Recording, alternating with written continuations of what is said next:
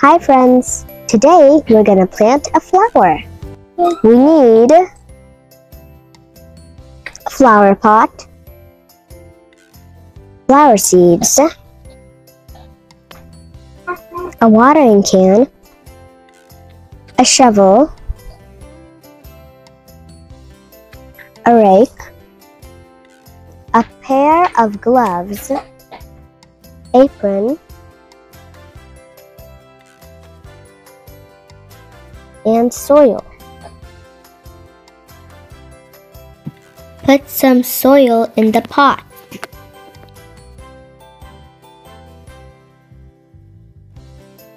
Make some holes.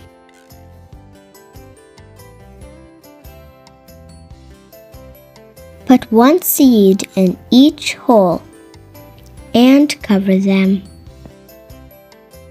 Last, water them. After a week, you may see some sprouts.